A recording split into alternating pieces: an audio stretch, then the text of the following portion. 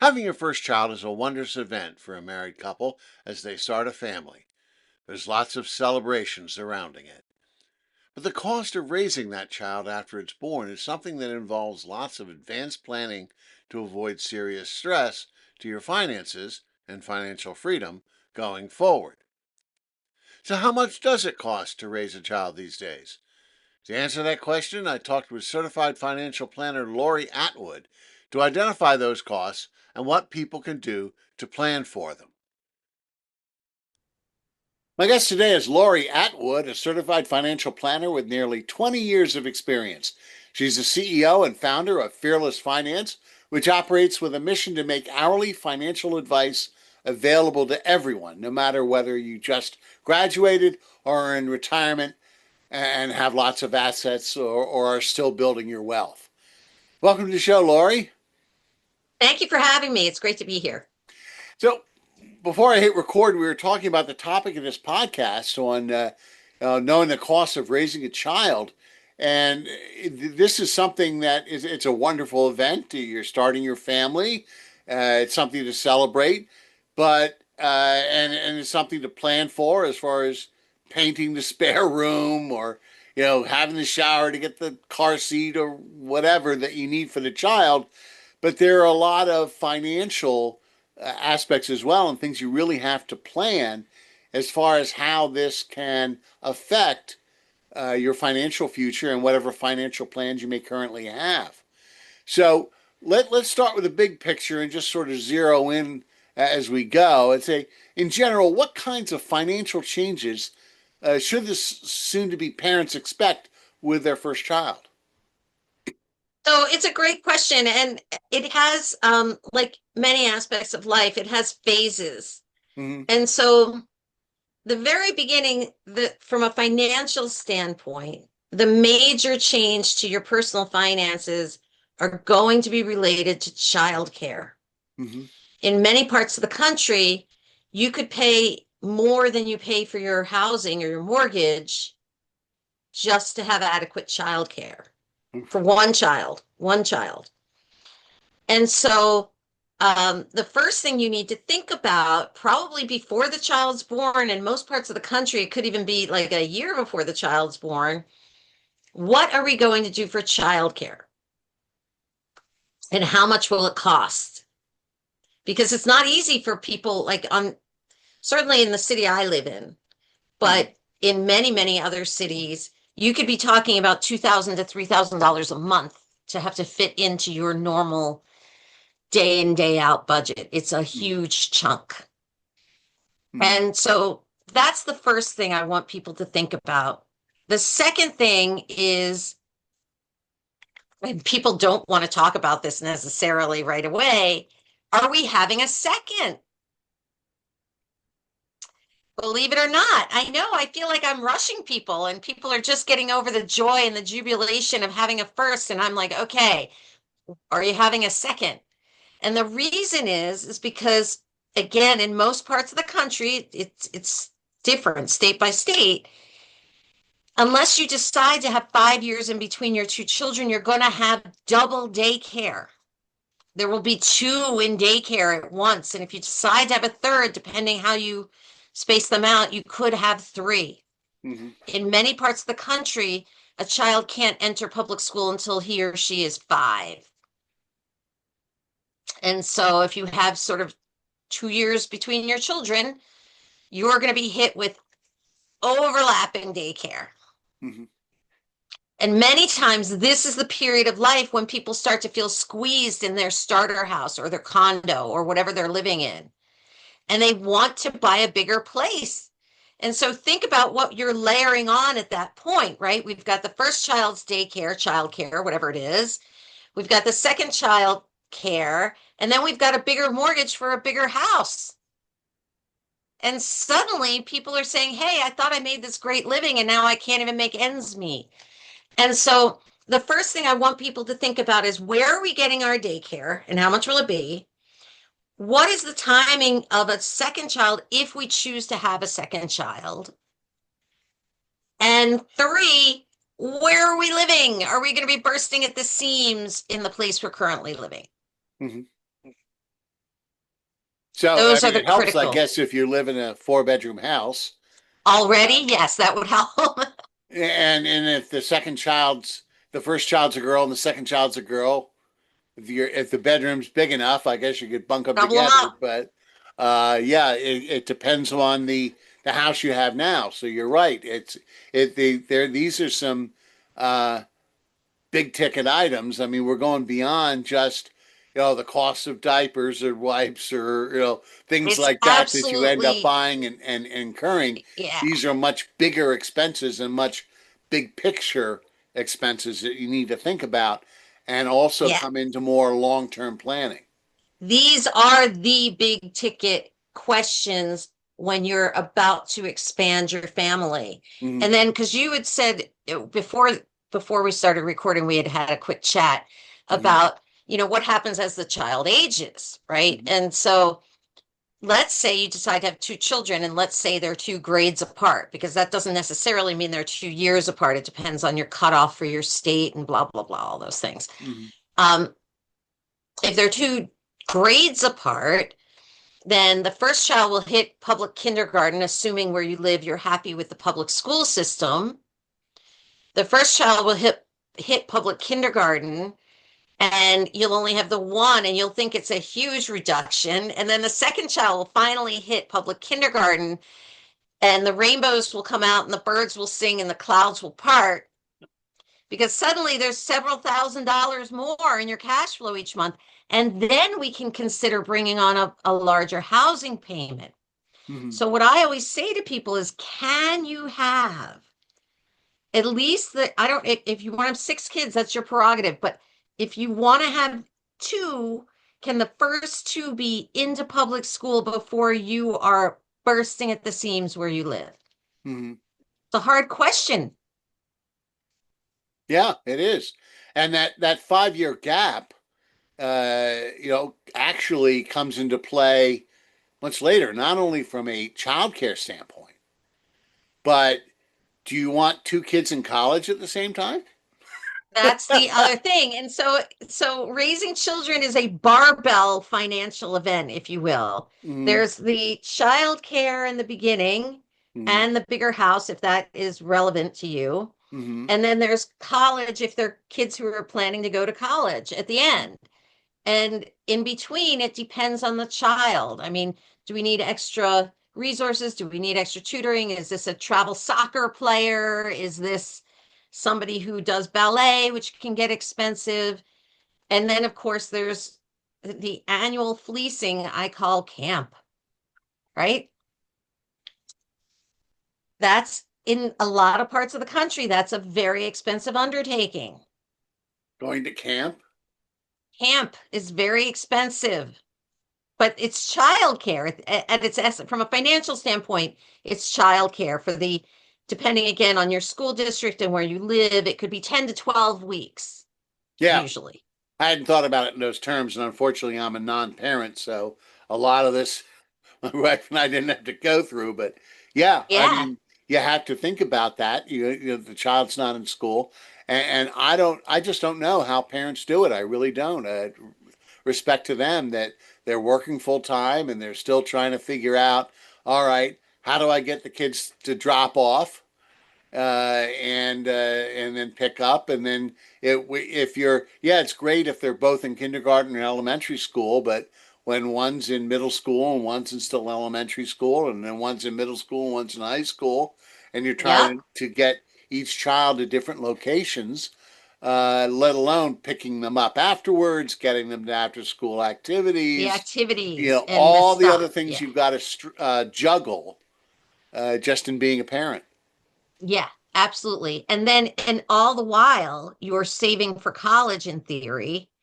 If you're lucky enough to live in a state with a good public college system, that's Mhm. fabulous, but not everyone does. Mhm. And so then you're really staring down the barrel at, I just want to say, an eye-watering sum. I Right. personally have a senior in high school right now.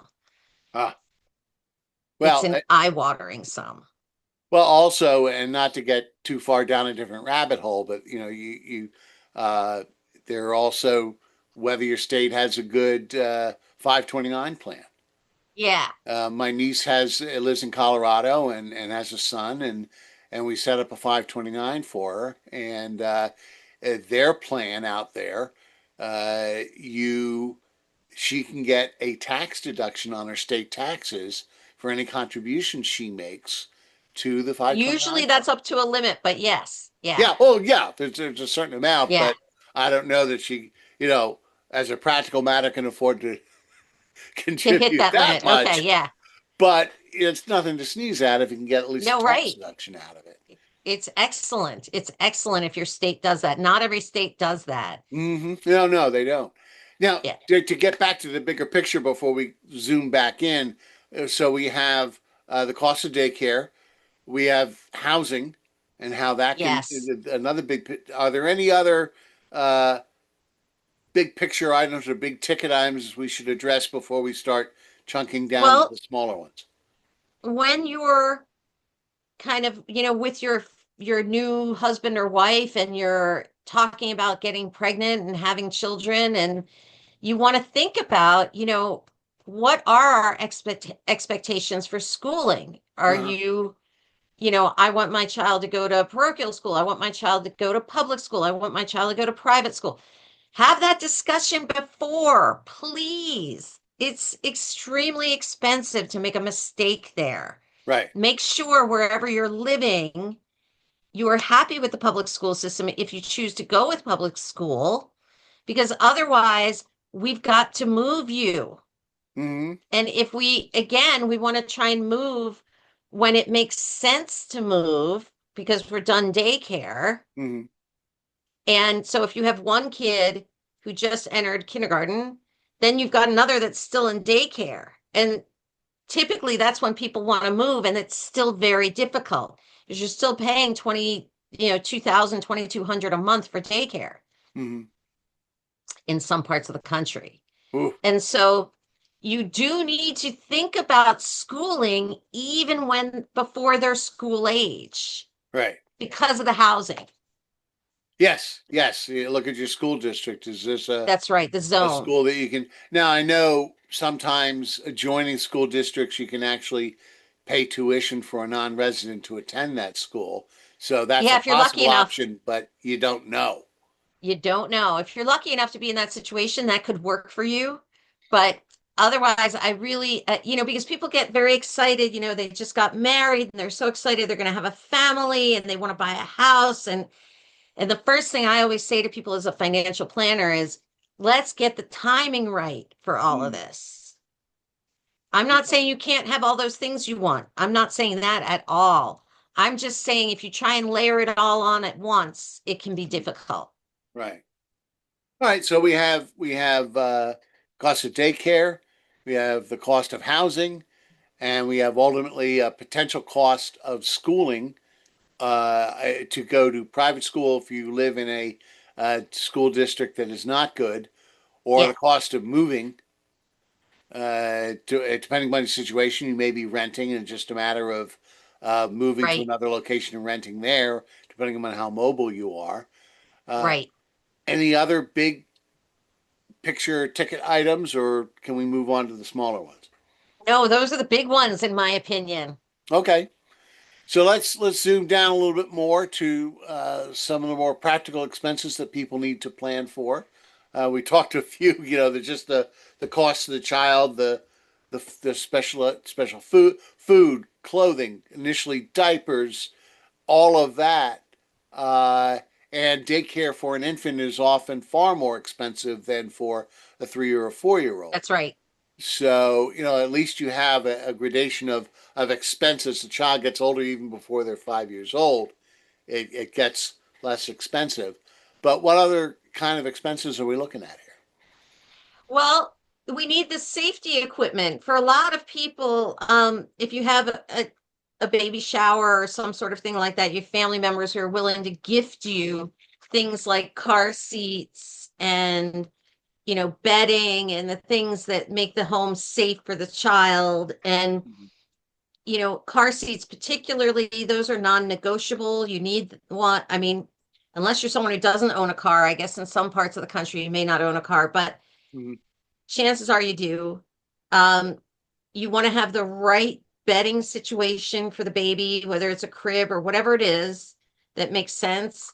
Um, and you need to have kind of the right stroller that makes sense for where you live and for your child. And those are some of the bigger items besides the diapers and the sippy cups and the divided plates and the little tiny baby nail clippers and all the other things. Hmm. So if you can get your baby shower list to the main things that you know you need, and I always suggest this to people, is that they jettison and don't worry about the fancy things like this stuffed animal and that blanket and this like binky clip and that. Those don't matter. That make sure that you get help, financial help or gifts, I should say, on the things that matter, like the car seat. Maybe if you're somebody who, family lives further away or you're doing some sort of, in-home childcare or something, you need a travel crib. Those are expensive too. Like get that list taken care of before you worry about the binky clip and the, this or that. It's Right. just those things matter more. So basically, be strategic Yeah, about your baby shower list. I Uh, think so. where Yeah. you register, what you list on your list. Start with the absolute essentials, and Safety equipment. Yeah. and sort of cross index the most essential ones with, quite frankly, the most expensive ones. Because if Usually you're they go able hand to, in hand. Yeah. yes, so you get those out of the way, then a lot of the other items that are less expensive, uh, can kind of take care of themselves, or and then you have the renewing expenses like diapers and wipes and things like that. The consumed expenses. Yeah. And the other thing I always tell people to do is, when you're expecting, uh, you're kind of in the baby world. Mm-hmm. But what you want to try and think about, especially with those bigger ticket items, is the toddler world because the Mm-hmm. car seat changes Right. and the stroller changes and the sleeping arrangement could change. Mm-hmm. So don't forget that this child will grow. Yes. And, all the cutesy little tiny things that we need when they're babies, it's very, very quick. And then you have a whole other group of things that you need when they're two and then three. And Right. so if you can be strategic about that too, it's going to help you out. And strategic, I guess, from the baby shower standpoint too. Maybe, That's what I mean. yeah, where you're talking about the onesies and things like that that uh, are for different sizes as the child gets older, and that way That's you'll right. be a lot easier. And I guess with the second child, the hand-me-down situation can help. There's a, Yeah, you know, especially if you're not all that worried about colors and stuff. Yeah, right. Well, they're not going to care at a young age, so they won't care. No, they are no. not going to care. So, all right. So, what else do we have that we need to anticipate? So then there's the consumption products, which are things like diapers and the different baby food or formula, if you're using formula, that kind of thing, things that get consumed and thrown out. And those are ongoing. And so that becomes part of the ongoing budget until the child outgrows it. Hmm. Um, so it used to be that kids got potty trained much earlier than they do now. Hmm. And so sometimes people are on the hook. Diapers not cheap. Oh no. You're on the hook for a longer time. Right. So, you have to work all of that into the budget.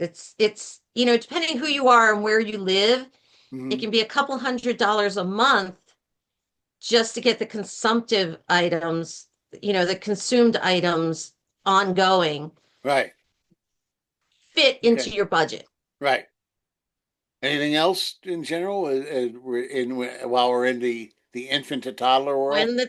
When the child turns two, if mom and dad live across the country, you got to pay for a plane ticket. Yeah, they're not a lap infant at two. At two, you have to pay for a ticket. Oh, okay. Well, you said when the parents live across the country from Well, like if the each other, grandparents or live across, like my mother lives in Los Angeles, okay. so we have to fly to her. Oh, okay. And if you have to fly to visit family or whatever you're doing at 2 years old, that child needs a ticket. Oh, okay. Boy, the things you don't think about. Hmm. That's Anything right. else? There are a million other things, but if you can cover these basics, Okay. because some people have a hard time, in the beginning and they need extra help and they may need a night nurse or whatever it is. You always want to have cash lying around for those sorts of things. Right. All Sometimes right. you're So, lucky, you have a good baby, good sleeper, it's not a problem. right. All right, so let's get into more of the financial planner end of things, what you do. Let's say we have a young couple, they're both young professionals, they uh, hopefully they have a decent income, they have a financial plan, maybe they're contributing to a 401k, maybe putting a little money away in a Roth IRA, doing something to save towards retirement, and then they decide to have a family, or you know two bars show up on the test. uh, so what, from a financial standpoint, you talked about overall planning and what to anticipate, but in the more nuts and bolts of it, how do you advise people to make these adjustments to their financial plan to take into account these additional people? Right. I wish there was a magical answer to this, but the answer is very old fashioned, which Mm, is that stuff needs to be cut to right, fit daycare in. right, Usually people, when you have a newborn, you said that you guys are child free. So, but when you have a newborn, you're not really all that interested in going out to dinner anyway. Trust me, it's right. not very fun. So, by skipping a few dinners and a few this and that, you can wedge in the diapers and the sippy cups and the divided plates. The daycare is a different ball game. It's an enormous sum. Mm, And so typically what we have to do is think about, prior to the, as you say, the two bars on the plastic stick, how will you pay for daycare? mm, Can you stay in the one bedroom with this baby so that we have enough money left over to pay for daycare so both of you can continue to work? right. Is there family that is going to help out? Is there an in-home daycare that's a little bit cheaper? Some parts of the country you can do that. Mm-hmm. How are you going to wedge in what could easily be a couple $1,000s of daycare? And I never want people to stop saving for retirement. Retirement is the baseline, it's got to be there. Mm-hmm. And so we have to cut from other places. Well, for example, anything that's retirement planning that is, for example, a 401k or a pension contribution, these are things that are you never get in your pocket to begin with. And No, right. hopefully, pre-children, you've learned to survive and budget without that money. So your mindset is more, this is how much money we have to, and how are we going to make this work It to, should be. right, It should be that. But sometimes people think, oh, well, I'll just take a break. I will stop saving for retirement while we have daycare. And the challenge, well, there are many challenges with that approach. The first challenge is, my goodness, if you're getting a match, we want to make sure you get your match. And yes, so, we certainly don't want to leave money on the table. Two, I never want you to take a break from saving for retirement, unless there's absolutely no other choice because of the time value of money and the fact that a dollar saved in your whatever you are, 20s and 30s, matters a lot later in life. mm-hmm. So, and three, I mean, it's probably not going to be the case that that would even be enough. So bigger things have to move to Right. fit something like daycare in if you don't already have that kind of margin in your month to month budget together as a team. Right. Well, you want to be strategic about what you cut. I mean, You you have to pointed be. out, Yeah. yeah, you pointed out that some things are kind of happen organically, like you're not going to go out to dinner for a while. Yeah. Um, but I don't know whether it's been your experience where new parents might somewhat injudiciously cut what they shouldn't and not cut Oh, what they yeah. should. So let's be smart about this. Let's be strategic about it. What's the measuring stick here for when parents are saying, all right, something's got to go? So, how do you propose a strategy for doing that? It's very hard because people carry a lot of baggage with money. And I get people who sit in my office and they'll say, this is not optional, that's not optional. And I'm like, hey, other than your shelter and the utilities, it's all optional to me. Mm, It's all optional to me. And I have had one or two cases where I said, this spouse or that spouse should consider staying home with the child given the costs offset. mm, So I hope it never gets to that, but it could. And so when you're just getting married and all of a sudden you need to have the state of the art 7-seater SUV, think twice. Because if Junior's coming in a year and you have a $900 car payment, that's going to be very difficult unless you just make a ton of money, in which case right, none of this is difficult. right.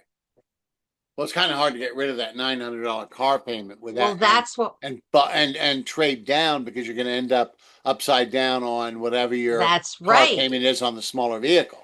So we want to preempt that. If you're getting married and you're going to you want to have a child in whatever number of years, or within the amount of years it would take you to pay off that car, is what I'm Uh, saying.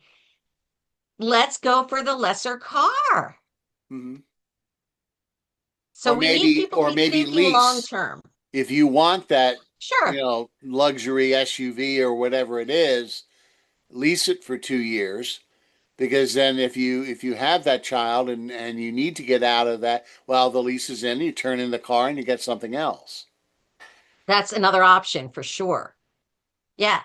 And sometimes people, can take a hand-me-down car from another relative or whatever it is, and that will help you accumulate the margin. And when I use the term margin, what I mean is the difference between the after tax and after benefits total earnings of the household minus the expenses.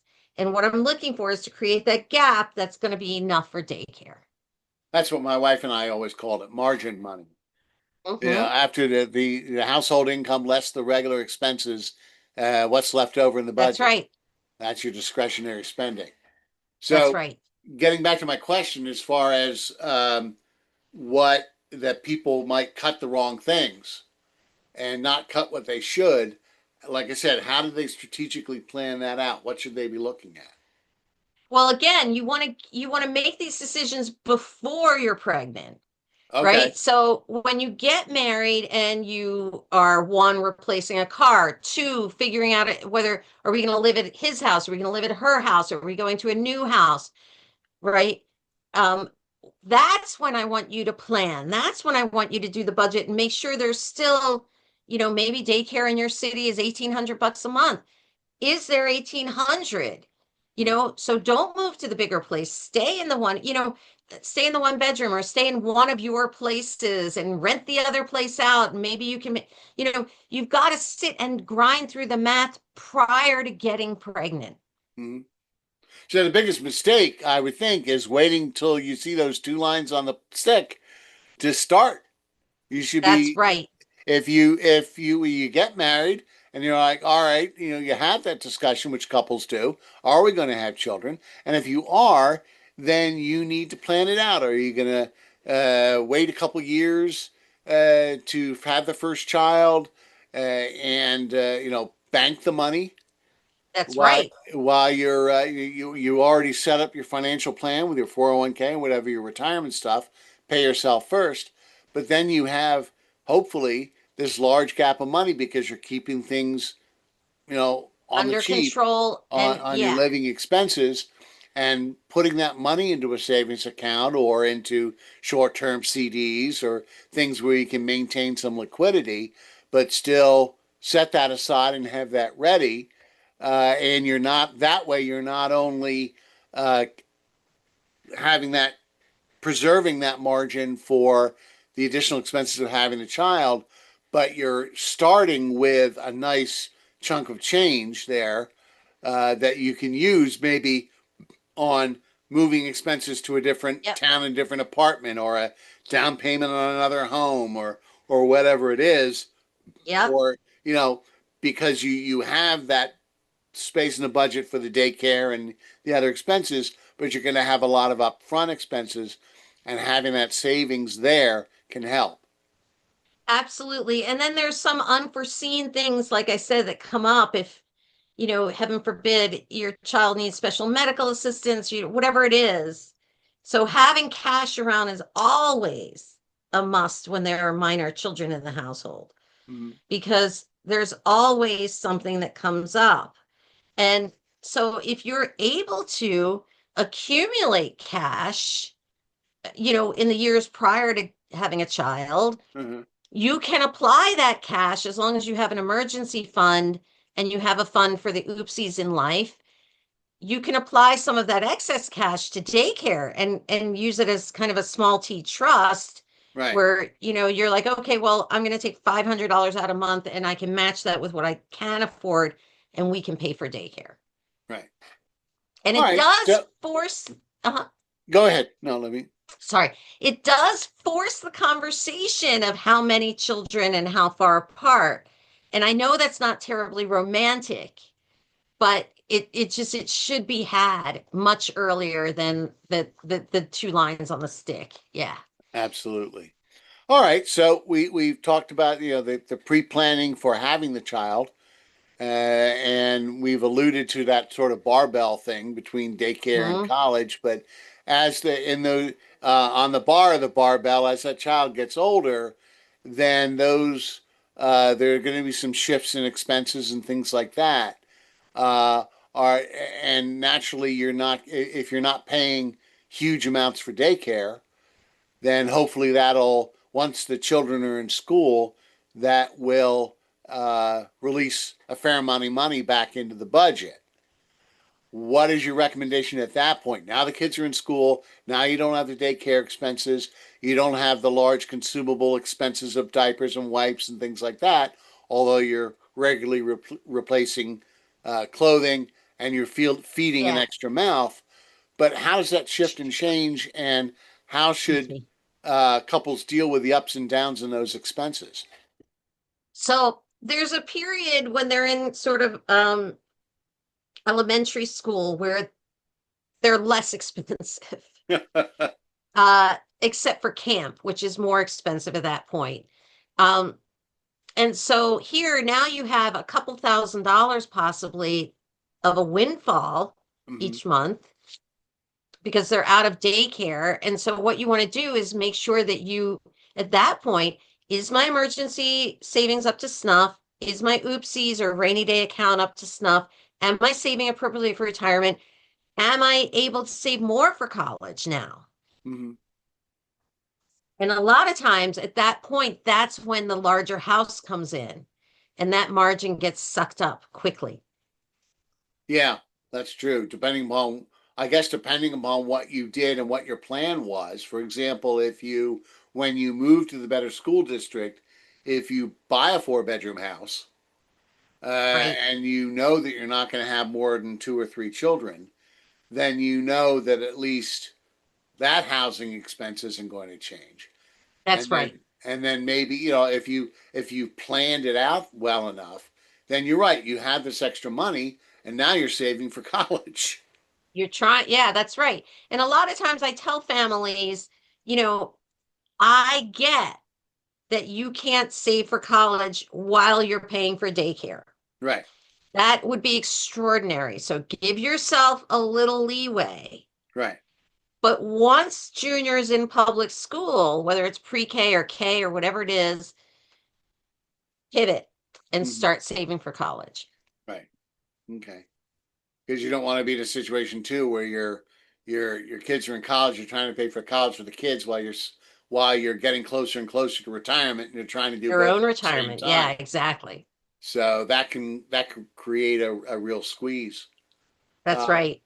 okay, are there any other things that parents should think about as far as the cost of raising a child over time, both initially and through college that they should know about? So there are a couple things I like to tell parents, and this is mostly older kids stuff, but probably relevant to some people still. Hmm.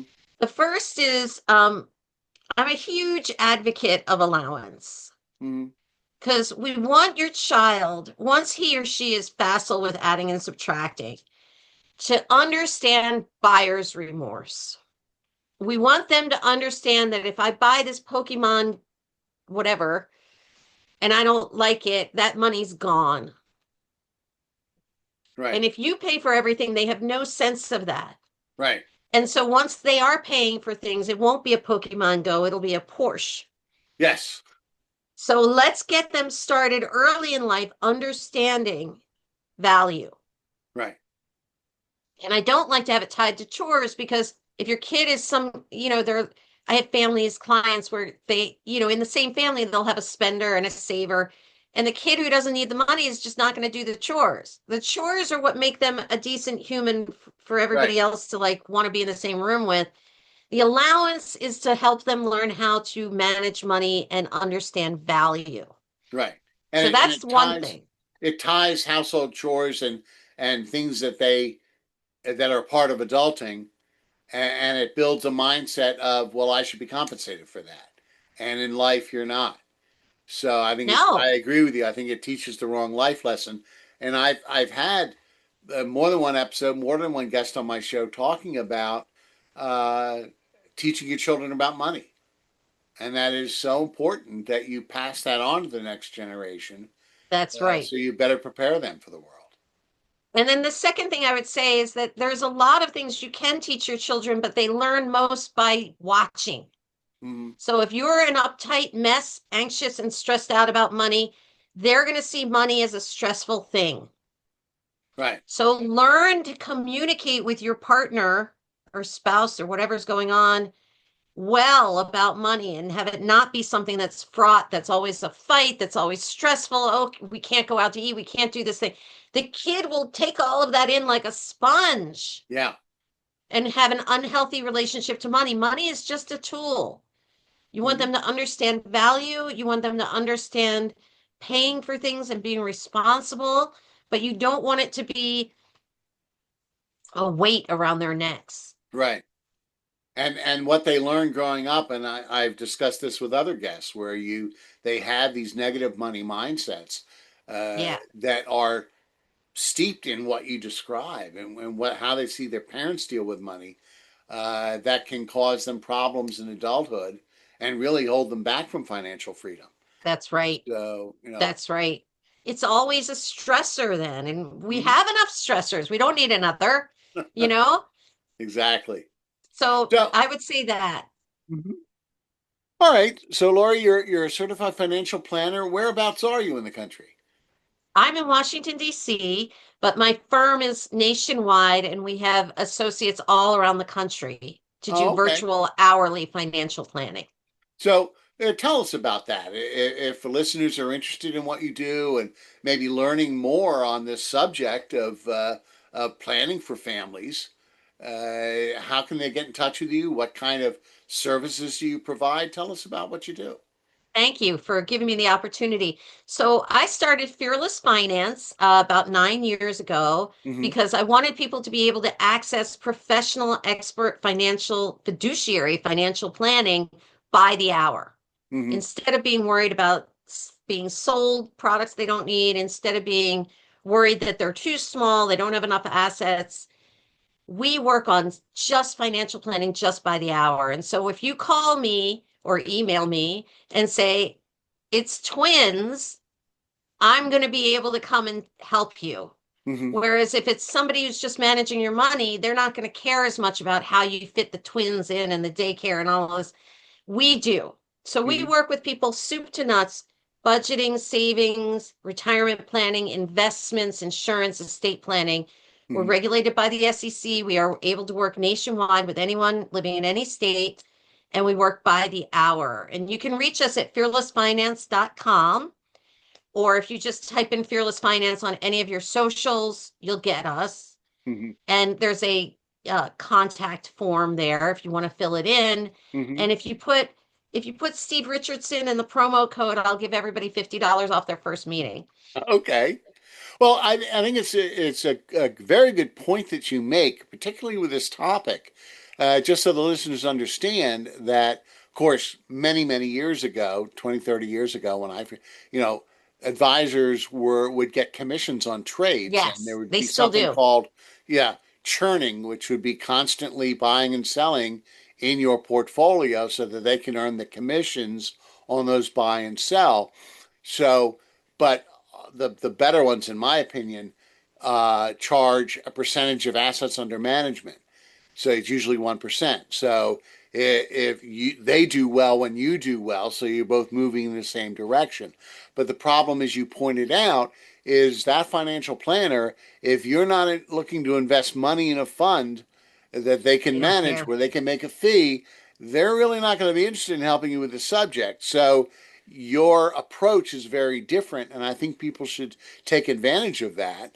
If they just need some advice, or if they're do-it-yourselfers and they just need advice on how to That's do right. things, they can go to you without the symbiotic relationship of and nothing wrong with that, of a financial planner who's uh, paid a fee of Right. assets under management. And you're not committing all of your assets. You may not have enough assets at this point in your life. If you're starting a family, you're in your 20s, you're in your early 30s, you're even in Mm-hmm. your early 40s. You're in the asset accumulation stage of life, and that's where we can be super helpful. I mean, Mm-hmm. we have a lot of clients who are in retirement and pre-retirement, but when you have to have a certain asset base to even get somebody to talk to you, and even then they're only going to talk to you about how they're going to invest those assets. When you turn to them and say, hey, can I afford this house, they're going to tell you no, because they don't want you to take out that money and put it down on a house, Mm-hmm. right? Because they're too busy taking their 1% from it. Right. So you Exactly. want to make sure your interests are aligned with that advisor. Mm-hmm. All right. Well, Lori, I appreciate you coming on the show. It is a great topic for folks that are looking to start a family or be more strategic about it and keep their finances from blowing up as a result. So, thank you for coming on the show. And Thank you so much I'm, for having me. I certainly appreciate your advice. I'm sure everybody else does that's listening.